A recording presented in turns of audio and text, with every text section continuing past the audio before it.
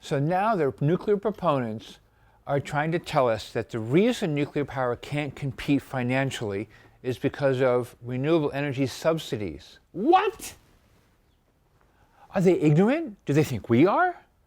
Well, there's none so blind as those who will not see. Nuclear power has gotten hundreds of billions of dollars of subsidies, our tax money. Where nuclear power gets billions, renewable energy gets millions. A billion is 1,000 times more than a million. So there's no comparison. And I agree with what Amory Levins of the Rocky Mountain Institute says, rmi.org. Don't give energy subsidies to any form of energy. Don't give any of our tax money to them. Not for renewable energy, not for nuclear, not for oil, not for gas, not for coal, nothing. Make them all compete in a real free market. None of this fake half socialism free market, a real free market. Because how could fossil fuel and nuclear compete with renewable energy? How can you compete with free fuel? The sun doesn't charge for sunshine. The wind doesn't charge for when it blows.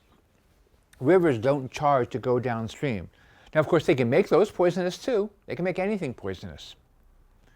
And sunshine doesn't cause earthquakes the way fossil fuel does. The hydraulic fracturing causes earthquakes all over the country. They've done real studies on it in Oklahoma and Ohio, a big Virginia quake. You're not going to get a BP oil blowout with wind or solar. You're not going to have an Exxon Valdez or a Fukushima or a Chernobyl or a 3 Mile Island with any form of renewable energy, which is another reason besides the money. And if you want more information about how much of our tax money goes for polluting, go to the Green Scissors Report. Read those. They do a new one every year. www.greenscissors.com.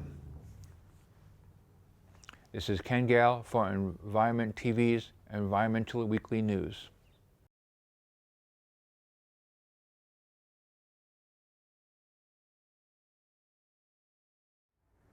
The Hudson River used to be a place that nobody wanted to live next to because it was so dirty and smelly.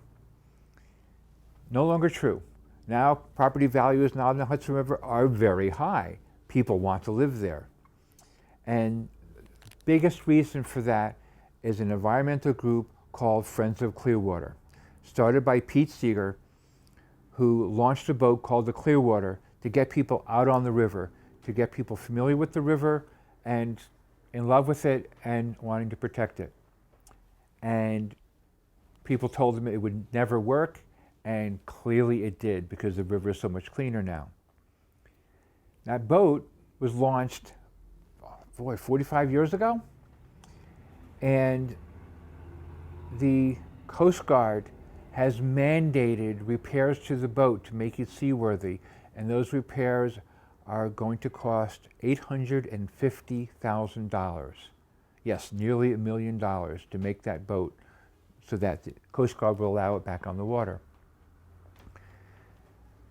Pete is no longer with us, but his legacy has lived on, and there's going to be a series of concerts up and down the Hudson River to raise that $850,000.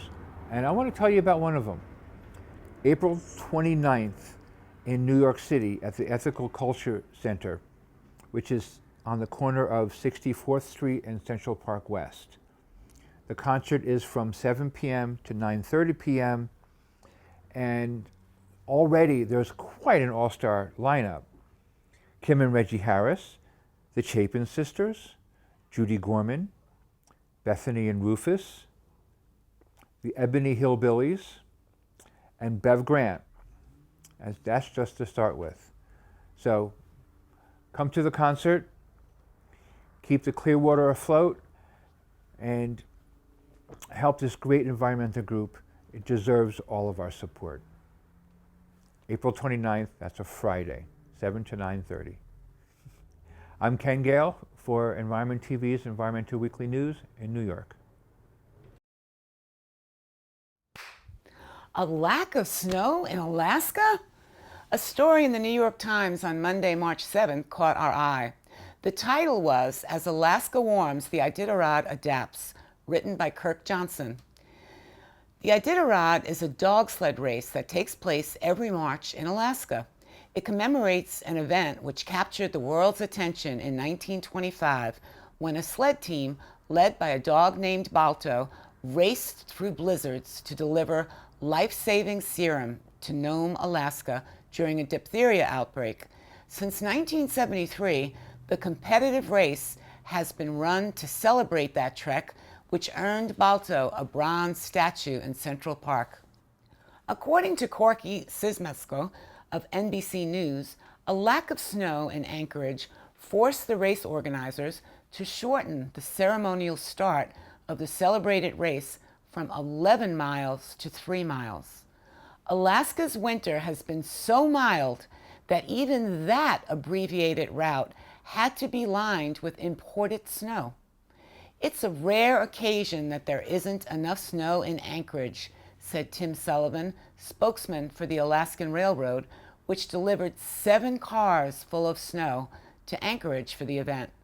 Without this delivery, it would have been impossible to have the race.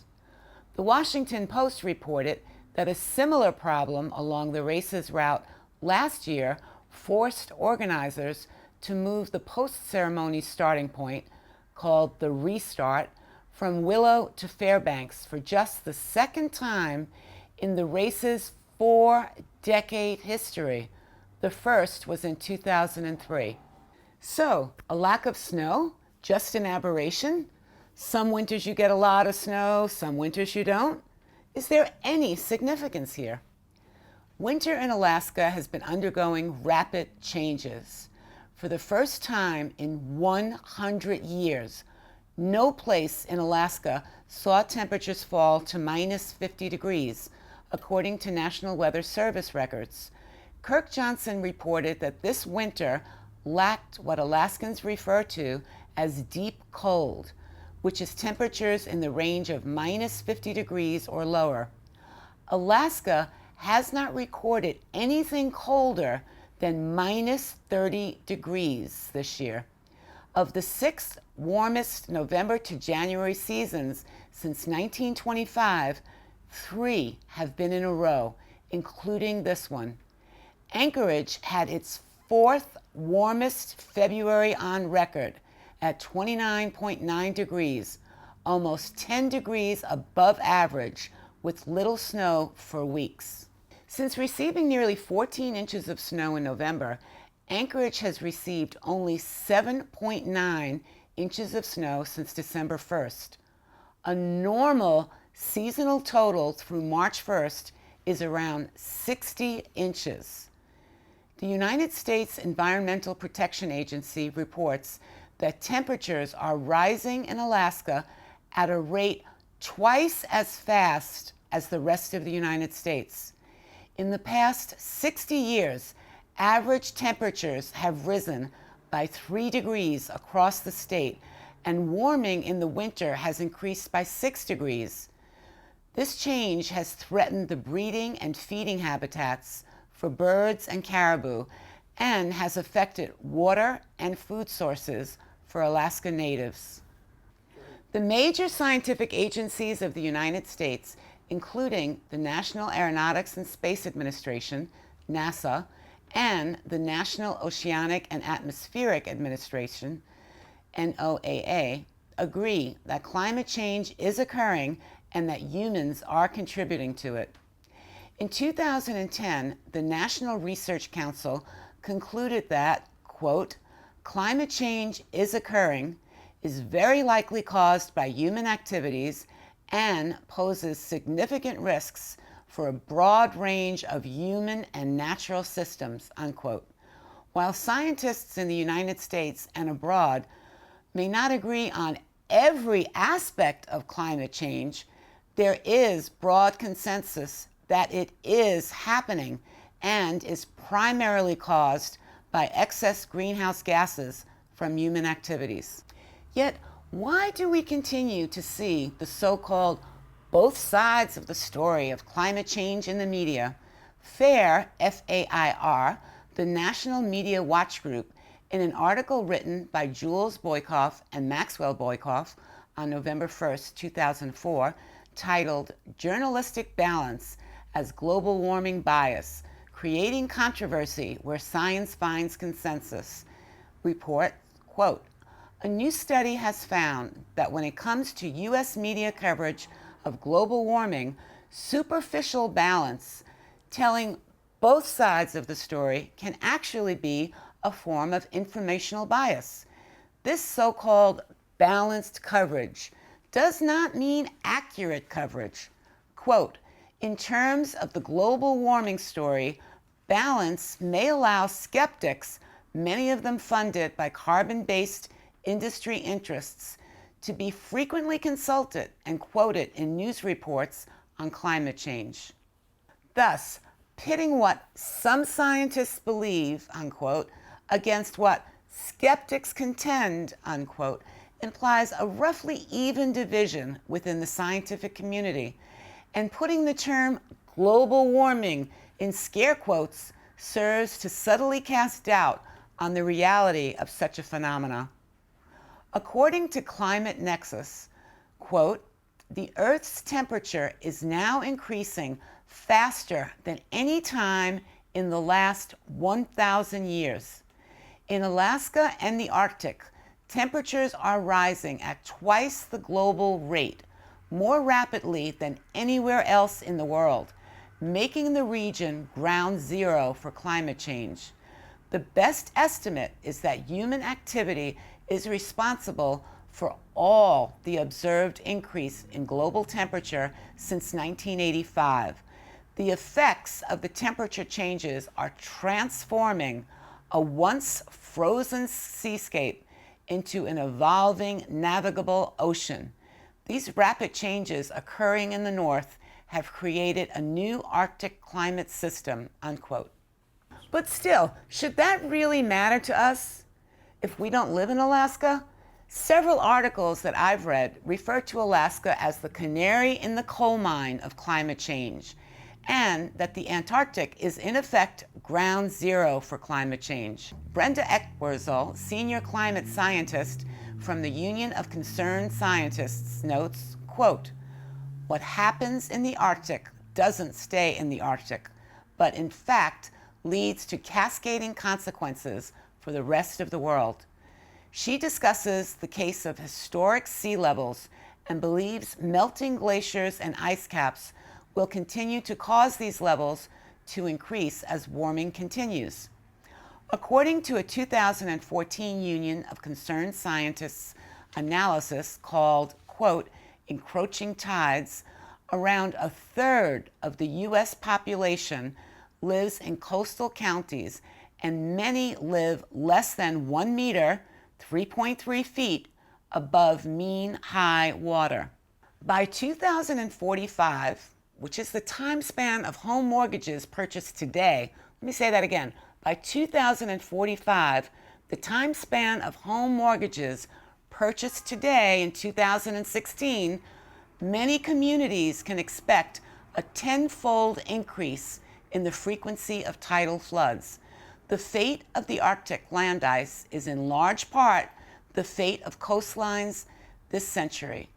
An analysis of 52 tide gauges in communities stretching from Portland, Maine to Freeport, Texas, shows that most of these communities will experience a steep increase in the number and severity of tidal flooding events over the coming decades, with significant implications for property, infrastructure, and daily life in affected areas. The effects of global warming in Alaska are significant, varied, and interrelated. They include melting permafrost, receding glaciers, eroding coasts, disappearing sea ice, and mounting problems for native species such as caribou, sea otters, salmon, and polar bears. Negative impacts of climate change on breeding success in Alaska will also have ramifications for migratory birds. Because the Arctic is a bellwether of climate change, all of us, no matter where we live, should be concerned about what is happening there. This is Kathy Adams reporting for the Environmental Weekly News from Staten Island, New York.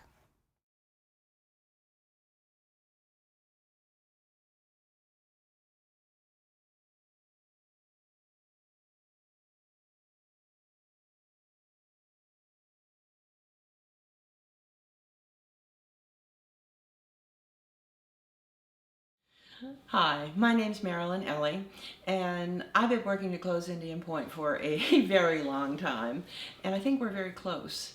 We're not only close to closing that one plant for lots of different reasons, but I think it's also time to look at the anti-nuclear movement across this country. Our group at Indian Point, the Indian Point Safe Energy Coalition, is having a summit on April the 29th. It's going to be a whole weekend, and it's asking a lot for people to put aside that much time, especially busy people who are working on important causes. But this is worth it. We are looking at the questions of how do you close down a nuclear plant, and we've had people who've been successful at that from Vermont. And we're also looking at what we can do together. Is there a common language that we can use that will make us more powerful? What's the best way to reach people? And I'm not just talking PR, I'm talking about changing minds and hearts. We're going to be looking at all of that, and we're not going to be using panels or lectures or discussions. We are the experts, people who have been working in this field for a long time. Really, we all know what we're doing and we kind of stumble along at times, but the longer you do it, the more you know. And these are the people that are coming to Stony Point, and we have a wonderful world-class facilitator in Rick Ufford Chase, and he's going to help us formulate our agenda. We will be in working groups, and we will come back with very concrete steps that all of us can take. And we'll also be forging new alliances that we can use for events as they come up later. This is a chance to come together, do something important, and really broaden our reach. And I think if we do that, we can all be a lot more successful. So I hope to see you at Stony Point Center. You can very easily register for the conference just by going to their website, which is www.stonypointcenter.org, and it's all right there. It's very reasonable. The food is terrific. It's so good there, and they have a beautiful campus. So it's not fancy, but it's very comfortable, and staff is wonderful, and Rick is outstanding. So I hope you won't miss this opportunity. It really is something that we can all do together and come out stronger for us all. Thank you. I'm Marilyn Elie, and I'm with the Indian Point Safe Energy Coalition, and I hope to see you at Stony Point.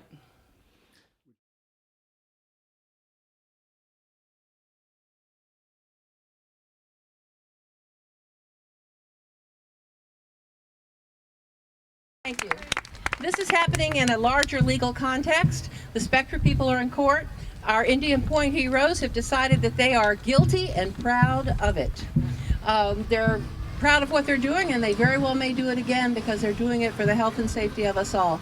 We have now our lawyer. His name is Marty Stolar. And Marty, you want to come down? Stolar. Thank you. Come down and give us a little bit of an overview.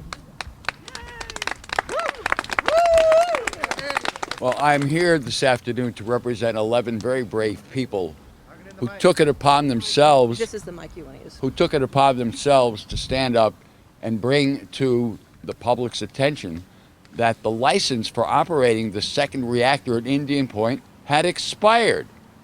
That means that Indian Point is now operating with 2 expired reactors. They are not licensed. If any one of us decided to drive an automobile without a license, we'd get locked up. Instead, Indian Point is allowed to continue to operate, and as the 11 brave people who took it upon themselves to bring that to everybody's attention to try to shut down Indian Point and preserve the safety and health of all of us. Their intention today, having been charged with disorderly conduct, is to plead guilty, and to proudly plead guilty for standing up and taking on the responsibility of being responsible citizens and bringing this to the world's attention, that Indian Point needs to be shut down. They will plead guilty, they will be given a slap on the wrist of time served, and they will go on to continue the fight to shut down the plant, the dangerous plant at Indian Point. Thank you. Thank you, Marty. We have plenty of organizations that are supporting us, but unfortunately they could not be here, so we have people reading statements of support from them. Dan is reading a Riverkeeper has been a staunch ally, and he is going to bring us some information from them. Thank you, Marilyn. My name is Dan Fullerton, and I live about 9 miles from Indian Point. I'm sharing a statement from Paul Gallay, the president of Riverkeeper, and this is what Paul has to say. I'm sorry I can't be with you today, but I'm meeting with my attorneys at Pace on Indian Point and other issues. To you and the other members of the Indian Point 11, I say thank you for your unbelievable commitment to our collective health, safety, and the environment. The NRC, which President Obama famously called a moribund agency in 2008, continues to enable operations at Indian Point even after its licenses have expired. Direct action like yours is an essential symbol, just as important as any legal brief or expert report. It's an essential symbol of our collective refusal to just sit and take it, to take what the NRC and the energy are doing to us all. With the tritium leaks, transformer explosions, control rod power failures, bird poop malfunctions, and other assorted fails Indian Point has suffered in recent months, your courageous advocacy couldn't be more timely. You are opening eyes and changing minds, which couldn't be more valuable in the fight to close Indian Point before it closes us. With appreciation and admiration, Paul Gallay, Hudson Riverkeeper.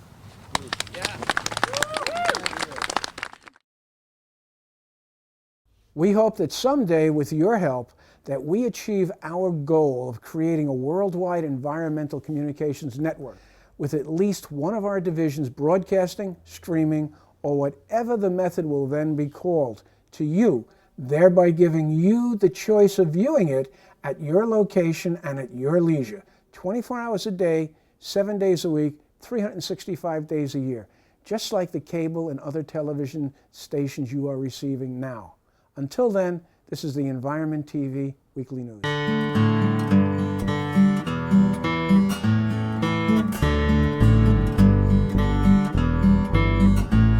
I saw a great big tourist bus of folks from out of town. For 40 days and 40 nights, they covered miles of ground. They had a map and compass, but they still were not arriving. Oh, they couldn't get to Pleasantville, so they kept on driving. And then one day the sirens blew, the county was aghast. It seems the aging nuke plant had an accident at last. The stockholders who fainted couldn't be reached for reviving. And they couldn't get to Pleasantville, 'cause there was no driving. The highways turned to parking lots from Albany to Queens. The politicians learned just what evacuation means. They frantically assembled all their staff for some contriving. But they couldn't get to Pleasantville, 'cause there was no driving. They knew the Hudson River was contaminated now. The radiation off the charts of what they could allow. They cursed the leaky nuke plants and its owners for their jiving. But they couldn't get to Pleasantville, 'cause there was no driving. The drivers of the buses went to pick up their own kids. School nurses giving KI were about to flip their lids. And And somewhere in the distance there were terrorists high-fiving. But they couldn't get to Pleasantville 'cause there was no driving. The parents were hysterical and tried to storm the schools. They didn't give a damn about evacuation rules. The plan went out the window, folks just cared about surviving. And they couldn't get to Pleasantville 'cause there was no driving. They thought of Fukushima and the folks who had to flee. The 50-mile radius set by the NRC. Our own 10-mile escape plan is a relic worth archiving. 40 years of population growth guarantees no driving. Piling up on the Taconic, that big tour bus joined the rest. While the radio announcers cried out, "This is not a test!" The activists and Entergy looked back on all their striving, but they couldn't get to Pleasantville, and they couldn't get to Albany, and they couldn't leave Manhattan, and they couldn't cross the Tappan Zee, and they locked down all the prisoners, and they couldn't save their dogs and cats, and they waited at the bus stops, and they threw away their welcome mats, 'cause they couldn't sell their real estate since the market was nosediving. So they said goodbye to Pleasantville,